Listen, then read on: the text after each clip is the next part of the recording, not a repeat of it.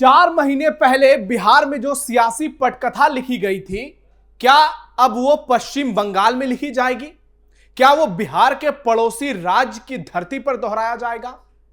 सीमांचल में तेजस्वी की लंका लगाने वाले असदुद्दीन ओवैसी ने हुमायूं कबीर के साथ मिलकर अब पश्चिम बंगाल में ममता बनर्जी की खटिया खड़ी कर दी है और पश्चिम बंगाल में बिहार रिपीट होने वाला है, ऐसा दावा किया जा रहा है।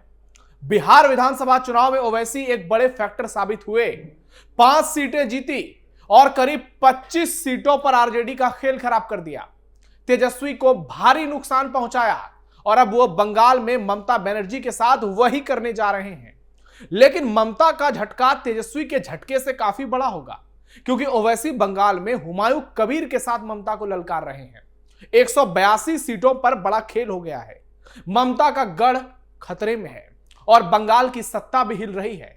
ऐसे में सवाल बड़ा है, क्या पश्चिम बंगाल में बिहार की तरह मुसलमान वोट टूटेंगे? और क्या दूसरी बड़ी बात, हिंदू वोट जुटेंगे? छोटा सा खेला बड़ा धमाका करेगा, जो ममता की सत्ता को निस्तानाबूद कर देगा। नमस्कार, कैपिटल टीवी बिहार देख रहे हैं आप। मैं हूं नवेंदु और आज के इस वीडियो में बात करेंगे बिहार में जो धमाका हुआ, क्या वो बंगाल में हो पाएगा? इस पर, क्योंकि पश्चिम बंगाल में ममता बनर्जी की टेंशन को असदुद्दीन ओवैसी और हुमायूं कबीर के गठबंधन ने कई गुना बढ़ा दिया है और ममता की पार्टी में खलबली मच गई है। बंगाल तैयार, बिहार जैसा होगा उलटफेर। ओवैसी कबीर ने ममता को दिया झटका। टीएमसी के गढ़ में सबसे बड़ी सेंधमारी। 182 सीटों पर ममता को भारी टेंशन। पश्चिम बंगाल चुनाव से पहले कोलकाता में ममता बनर्जी को 11,000 वोल्ट का झटका लगा है। विधानसभा चुनाव से पहले हुमायूं कबीर की जनता उन्नयन पार्टी और ओवैसी की एमआईएम के बीच गठबंधन का औपचारिक ऐलान हो गया है और तमाम सियासी कयासों पर विराम भी लग गया है। कोलकाता में दोनों नेताओं ने एक साथ आकर यह ऐलान कर दिया कि बंगाल चुनाव में दोनों मिलकर 20 रैलियां करेंगे, 182 सीटों पर चुनाव लड़ेंगे और रैलियों की शुरुआत 1 अप्रैल को यूसुफ पठान के लोकसभा क्षेत्र बहरामपुर से होगी। ओवैसी ने कहा, हमारी कोशिश है बंगाल में इस चुनाव में मुस्लिम माइनॉरिटी से एक मजबूत लीडरशिप उभरे, इसलिए हमने तय किया है कि हम 182 सीटों पर चुनाव लड़ेंगे और ये गठबंधन सिर्फ इस चुनाव तक सीमित नहीं रहेगा, बल्कि ये हमारे राजनीतिक मकसद को आगे बढ़ाएगा। जबकि हुमायूं कबीर ने कहा कि इस राज्य में मुस्लिम नेतृत्व को आगे लाना ही हमारा मुख्य उद्देश्य है। पश्चिम बंगाल में ओवैसी और हुमायूं कबीर के संभावित गठबंधन द्वारा 182 सीटों पर चुनाव लड़ने की रणनीति का असर मुख्यतः उन क्षेत्रों तक रहने की संभावना है जहाँ मुस्लिम वोटर निर्णायक भूमिका में है, जैसे मुर्शिदाबाद, मालदा, उत्तर दिनाजपुर, नॉर्थ 24 परगना, साउथ परगना तथा बीरभूम।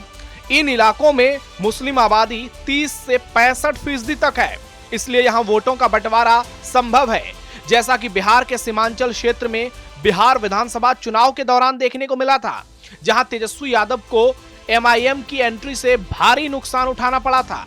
लेकिन बंगाल का भी सियासी समीकरण अलग है। ममता बनर्जी की टीएमसी ने इन क्षेत्रों में लंबे समय से मजबूत संगठन, कल्याणकारी योजनाओं और सामाजिक गठजोड़ के जरिए गहरी पकड़ बनाई है।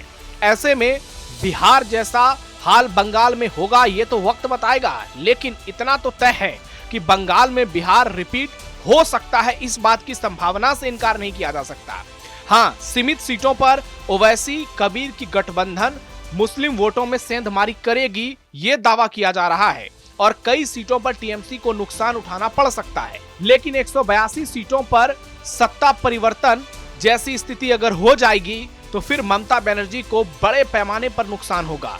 ये पश्चिम बंगाल की सियासत में बड़ा सियासी धमाका होगा।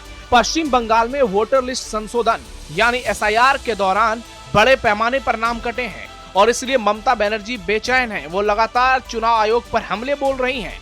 उनका कहना है कि पश्चिम बंगाल में कई सीटों पर जानबूझकर लोगों के नाम काटे जा रहे हैं। लेकिन गौर कीजिए, 2021 विधानसभा चुनाव में बंगाल में कई सीटों पर जीत हार का अंतर बेहद कम था। करीब 40 से 50 ऐसी सीटें थी जहां अंतर 5,000 वोट के आसपास का रहा था और कुछ सीटों पर यह अंतर 1,000 वोट के आसपास भी था, जिसमें छोटे वोट स्विंग बड़े पैमाने पर असर डाल सकते हैं। ऐसे में अगर ओवैसी और हुमायूं कबीर का गठबंधन मुस्लिम वोटों का छोटा हिस्सा भी खींचता है, खासकर मुसलमान बाहुल इलाकों में जैसे दिनाजपुर, मालदा, मुर्शिदाबाद में, तो फिर मुकाबले में काफी रोमांच देखने को मिलेगा और ममता बनर्जी की गढ़ में भारी सेंधमारी हो सकती है। टीएमसी को इसका नुकसान उठाना पड़ सकता है और बंगाल में ओवैसी और कबीर की जोड़ी गेम चेंजर साबित हो सकती है। बंगाल में नमाज वर्सेस पूजा पर सियासी जंग। जैसे जैसे पश्चिम बंगाल में विधानसभा चुनाव के लिए वोटिंग की तारीख नजदीक आ रही है, वैसे बीजेपी और टीएमसी के बीच बयानबाजी और तेज और आक्रामक हो रही है। इसी बीच बीजेपी के राष्ट्रीय अध्यक्ष नितिन नवीन ने धार्मिक गतिविधियों को लेकर ममता सरकार पर दोहरे मापदंड अपनाने का आरोप लगाया। उन्होंने कहा कि पश्चिम बंगाल में नमाज अदा करने की पूरी आजादी है, लेकिन दुर्गा पूजा आयोजित करने या पंडाल लगाने के लिए कोर्ट से परमिशन लेनी पड़ती है। नितिन नवीन ने कोलकाता में दक्षिणेश्वर काली मंदिर में पूजा अर्चना की और उसके बाद उन्होंने ममता सरकार पर खूब हमले किए और कहा कि यह स्थिति बेहद दुर्भाग्यपूर्ण है। नितिन नवीन पर पलटवार करते हुए ममता बनर्जी का भी बयान आया। उन्होंने कहा कि बीजेपी केंद्र सरकार और चुनाव आयोग पर तीखा हमला करते हुए उन्होंने आरोप लगाया। उन पर संवैधानिक संस्थाओं का दुरुपयोग करके लोकतंत्र को कमजोर करने का आरोप लगाया। ममता ने आरोप लगाया कि बीजेपी के नेतृत्व वाली केंद्र सरकार और चुनाव आयोग वोटिंग के राइट आम लोगों से छीन रहे हैं। उन्होंने चेतावनी दी कि अगला कदम राष्ट्रीय नागरिक रजिस्टर यानी एनआरसी लागू करके नागरिकता छीनने का प्रयास हो सकता है। ममता बनर्जी ने यह भी आरोप लगाया कि एसआईआर के जरिए कुछ समुदाय को चुनाव प्रक्रिया से बाहर रखा जा रहा है। राजवंशियों के नाम एसआईआर के जरिए हटा दिए गए हैं, महिलाओं के नाम भी हटाए जा रहे हैं। अगर एसआईआर की वजह से मौत होती है तो जिम्मेदारी कौन लेगा? चुनाव आयोग, बीजेपी और केंद्र सरकार संविधान का पालन नहीं कर रही है, वोटिंग के अधिकार छीनने की कोशिश में लगी है। आज वो वोटिंग राइट छीन रहे हैं, कल वो एनआरसी लाकर नागरिकता छीन लेंगे। मुख्य चुनाव आयुक्त ज्ञानेश कुमार, पीएम मोदी और अमित शाह का नाम लिए बगैर ममता बनर्जी ने एक के बाद एक जमकर हमले किए बीजेपी पर और बीजेपी सरकार पर कई गंभीर आरोप भी लगाए। लेकिन दूसरी ओर नितिन नवीन भी हमलावर हैं। दोनों तरफ से वार पलटवार चल रहा है। जैसे बिहार में हिंदुत्व कार्ड चला, वैसे पश्चिम बंगाल में भी बीजेपी पूरी ताकत लगा रही है हिंदू वोटों को साधने के लिए। शुवेंदु अधिकारी बंगाल बीजेपी के गेम चेंजर। मुख्यमंत्री ने आरोप लगाया कि सत्तारूढ़ टीएमसी को अधिकारों से वंचित किया जा रहा है। ममता ने इस बात पर जोर दिया कि टीएमसी की सबसे बड़ी ताकत प्रदेश की जनता है और बार बार ममता ने इस बात को दोहराया। वो खास तौर पर मुसलमानों को एकजुट करने की कोशिश में लगी हैं, क्योंकि ओवैसी और कबीर बीजेपी से जिस तरीके से उनकी दुश्मनी चल रही है ममता बनर्जी की, अब उनके दूसरे दुश्मन बन चुके हैं और बहुत बड़ा खेला बंगाल में हो सकता है। पश्चिम बंगाल की राजनीति में इस बार मुकाबला पहले से ज्यादा कड़ा माना जा रहा है, क्योंकि बीजेपी ने प्रदेश में संगठन और चुनावी ताकत पर पूरी जी जान झोंक दी है, जबकि ममता बनर्जी के लिए माहौल 2021 जैसा एक तरफा नजर नहीं आ रहा है। एंटी इनकम्बेंसी भी दिख रहा।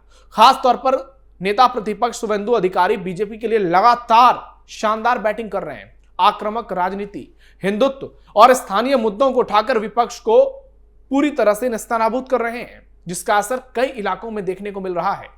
हालांकि ममता की जमीन खतरे में है, यह भी दावा किया जा रहा है। टीएमसी का ग्रामीण और महिला वोट बैंक अभी उसकी सबसे बड़ी मजबूती है, लेकिन यह भी सच है कि अगर ओवैसी और कबीर खेल करते हैं तो ममता बनर्जी के लिए इन जगहों पर भी मुकाबला काफी टाइट हो जाएगा और भवानीपुर सीट यहां सबसे बड़ा खेला हो सकता है। यह ममता की पारंपरिक गढ़ रही है और 2021 उपचुनाव में उन्होंने यहां जीत दर्ज की थी, क्योंकि नंदीग्राम में शुवेंदु से हारी थी। भवानीपुर वैसे ही खतरे में है जैसे बिहार में राघोपुर की सीट थी और तेजस्वी कई राउंड तक पीछे चले थे। ऐसे में ममता बनर्जी हर तरफ से घिरती हुई नजर आ रही हैं। अगर वोटों में थोड़ा भी बिखराव होता है, विपक्ष एकजुट रहता है, तो मुकाबला पहले से ज्यादा चुनौतीपूर्ण होगा। एकजुट कहने का मतलब है बीजेपी हिंदू वोटरों पर और ओवैसी और कबीर मुसलमान वोटों पर। यानी इस बार चुनाव आसान नहीं है, बल्कि और ज्यादा कठिन है।